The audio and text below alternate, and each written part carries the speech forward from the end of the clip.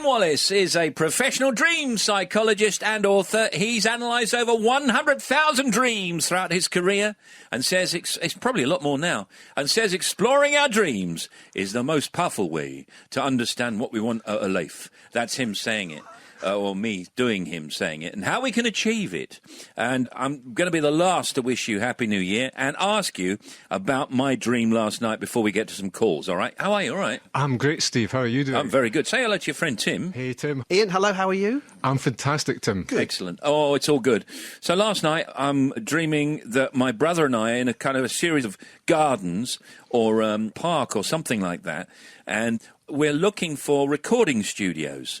And in this park and garden, there must have been about 4 or 5 recording studios, like to make, songs. And he wanted to go in and record something. I don't know what. And he's not a recording artist. He's my younger brother. And we went into one recording studio, and Robert Plant was in there. And he said, no, you can't come in here. We're in here till tomorrow. And then we went in another one, and I think it was a contemporary artist. I don't know who it was, though, because I can't really remember. And they said, no, I'm in here all week. And we couldn't find a recording studio to use. What's that? That's a fantastic dream, Steve. So any time you dream, you create all the characters in your dream. So your brother represents some aspect of your character. He's a younger brother, so it's maybe some aspect of yourself that you want to nurture and grow. And that fits in with the allotments. That's a place where you can use your fertile imagination to plant a seed, plant an idea, and grow it.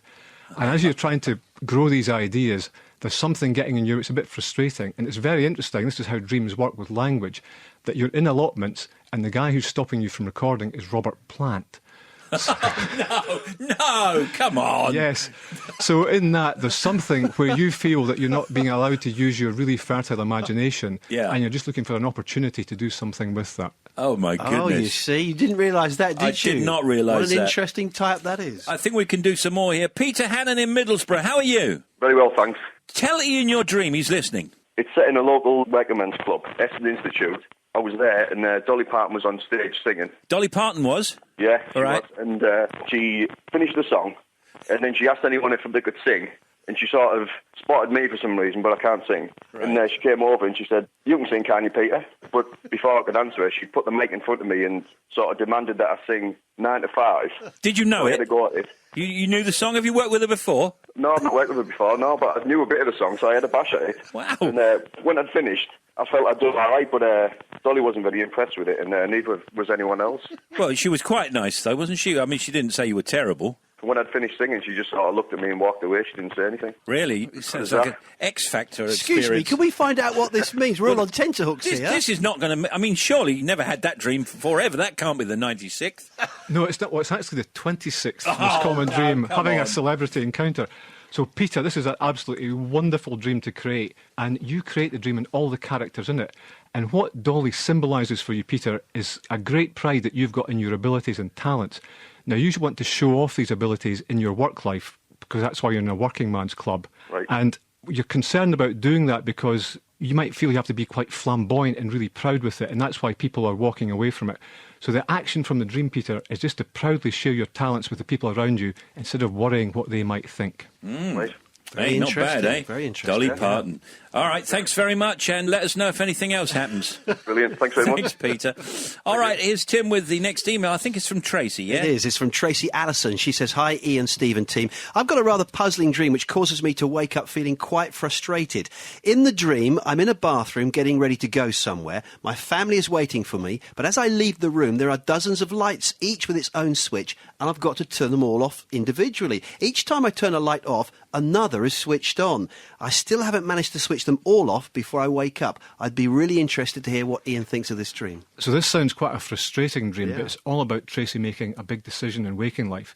So a bathroom is how you take care of your fundamental needs so that you can step into some new opportunity. And a light switch is Tracy's ability to make a decision that will illuminate a range of possibilities. So she's trying to make lots and lots of decisions, and she makes one decision, another possibility opens up. That's what naturally happens in waking life. So somewhere around this, there is one big decision that she has to make. There is one main switch that will illuminate this big opportunity that's coming up for her so that she can step into it. So it's quite a positive dream then, because she's at least trying to switch the lights off and make a decision. Yeah, she's actually taking action, but she's got so many decisions to make, she's a bit overwhelmed by it. For people that don't normally listen to this feature, tell us, Ian, the most popular dream, the most common dream. The most common dream is being chased. And when you dream that you're being chased, there is some pursuit that you are following in waking life, but you've got some frustrations around it. So the action from being chased is to decide what you want to pursue in waking life and then just get after it. And are there any dreams which we could definitely know in ourselves that we have to act upon? I mean, are there warning dreams? Are nightmares warning dreams? Nightmares are just very powerful and emotional dreams that will get you into action. But as we know, a dream is just to judge your actions. OK. Anne Williams in Wolverhampton. How are you, Anne? Oh, I'm very well, thank you, Steve. Oh, that's good. And we're all listening here. You say you've got a recurring dream also, like the guy earlier on. You're in some kind of large hotel. Tell us more. Yeah, well, it's not a bog-standard hotel. It's a weird one with lots of corridors, like a warren. When I'm running here and there up little stairs, trying to find my room. And then when I get to the room, there's nobody in it to open the door, so I haven't got a key. So then I have to run all the way back through the warren to try and find this funny little lift. And then I go down in the lift, go to the wrong floor for reception, get back in the lift, go back up, and then I go to reception and ask for the key. And then they say, have you any identification? And I say no. And then I wake up in a sweat. Wow, that sounds like a hotel I actually stayed in Hove. I know a hotel like that. OK, explanation for that then for Anne. Hi, Anne. Hi, Ian. Anne, buildings represent yourself because buildings have got insides and outsides, and so do you. You've got an inner life and an outer life. And a hotel represents your opportunity to be more at home with yourself. And the room that you're trying to find is who you really want to be in life. But that can seem quite confusing because you've got to go through that maze and up and down all those steps. Yeah. So the key that you're looking for is your ability to give yourself a specific freedom to unlock your potential. And when you find reception, that's you wondering how that will be received, how speaking your mind will be received.